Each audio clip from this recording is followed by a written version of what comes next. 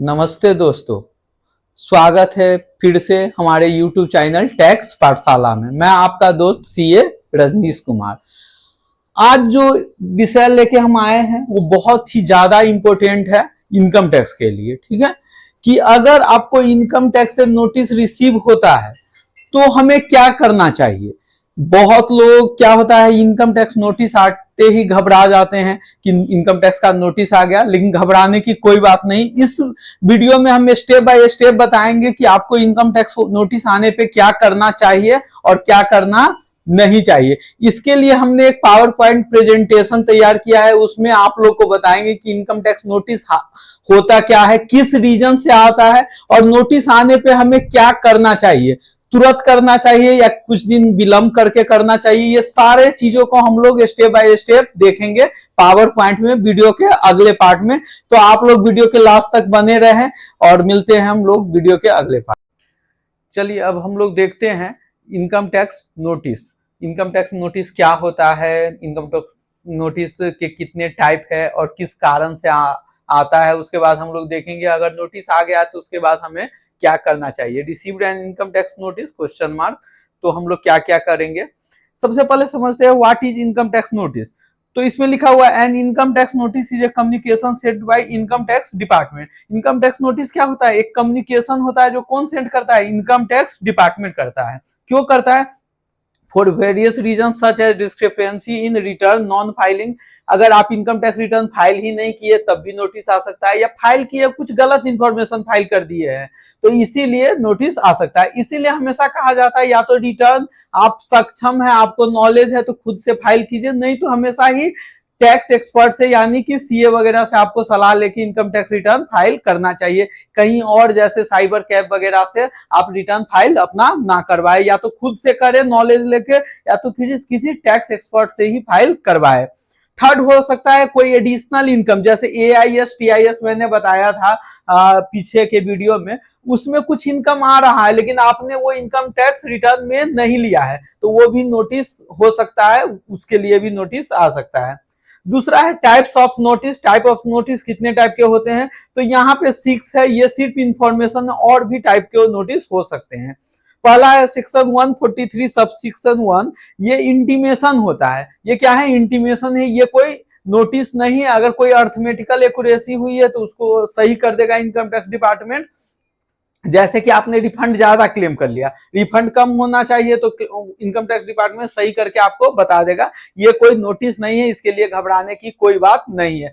दूसरा है section 143 sub section 2 income tax notice scrutiny assessment notice. ये क्या होता है, जब इनकम टैक्स डिपार्टमेंट को लगता है कोई हाई वैल्यू ट्रांजेक्शन है या कोई ट्रांजेक्शन एआईएस टीआईएस में है और हम लोग रिपोर्ट नहीं किए हैं तो स्कूटनी में केस ले लेता है।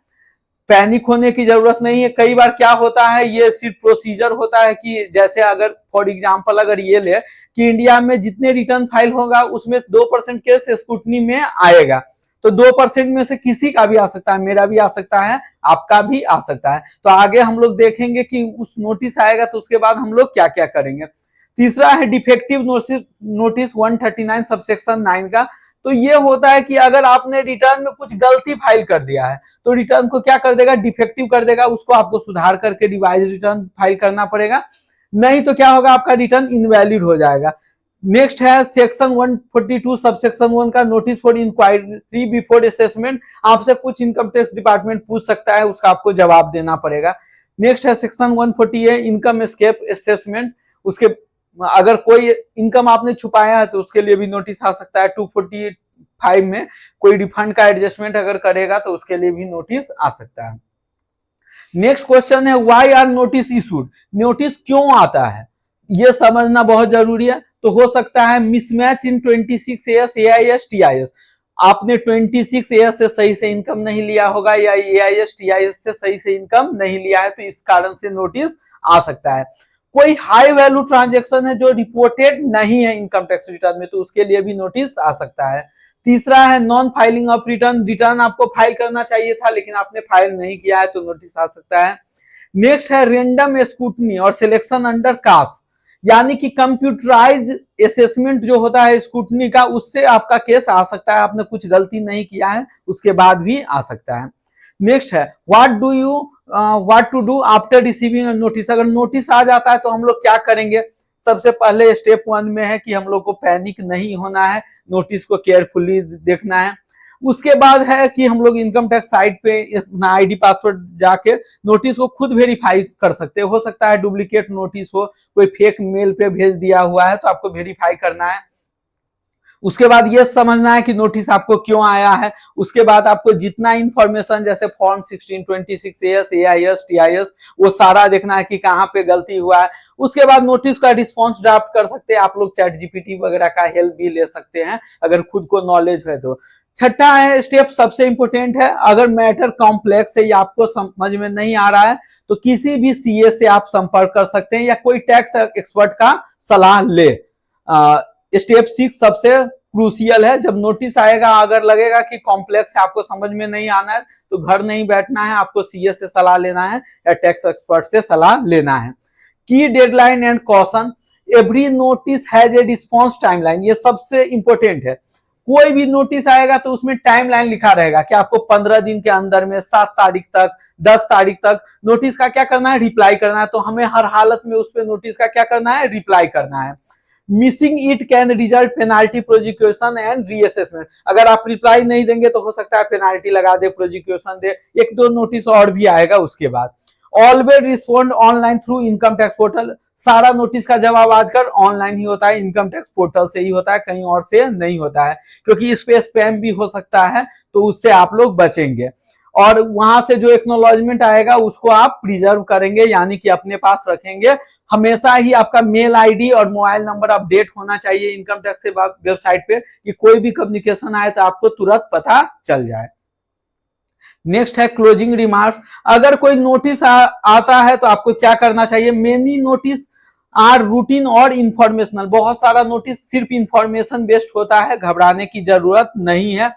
Handle them professionally and keep record transparent, आपको इसको प्रोफेशनली हैंडल करना। इफ यू नीड हेल्प, अगर नोटिस में कोई हेल्प आया चाहिए आपको या रिटर्न फाइलिंग में, तो आप हमसे कंसल्ट कर सकते हैं। डिस्क्रिप्शन में हमारा मेल आईडी भी लिखा हुआ है टैक्स पाठशाला का, उस पर आप लोग कंसल्ट कर सकते हैं। और लास्ट में यही, अगर कोई भी नोटिस आ जाए तो आप लोग वेट नहीं करेंगे, आप अपने अपने टैक्स कंसल्टेंट से, टैक्स एडवाइजर से, CA से, अगर आप खुद से रिटर्न फाइल कर लिए, नोटिस आ गया, या साइबर कैफे से करवा लिए, नोटिस आ गया, तो आपको क्या होना चाहिए, कोई टैक्स एक्सपर्ट से मिलना चाहिए, किसी CA से मिलना चाहिए और सलाह लेना चाहिए। लेकिन नोटिस का जवाब आप टाइमली देंगे, क्योंकि मैं अपने एक्सपीरियंस से बता रहा हूं, इनकम टैक्स में उसी को परेशानी होती है जो लोग घर बैठ जाते हैं, नोटिस का जवाब नहीं देते हैं। तो उसमें क्या होता है, इनकम टैक्स डिपार्टमेंट जो है अपने आप असेसमेंट कर देता है, पेनाल्टी लगा देता है। तो हमेशा आपको क्या करना है, नोटिस का जवाब टाइमली देना है, तो हो सकता है कि उससे दिक्कत आपको नहीं आए। अगर वीडियो पसंद आए होंगे तो चैनल को सब्सक्राइब कर लीजिएगा, बेल आइकन भी दबा दीजिएगा। हम लोग हमेशा ही नए इंफॉर्मेशन के साथ मिलते रहेंगे, तो उसके लिए आप लोग को अपडेट रहना पड़ेगा।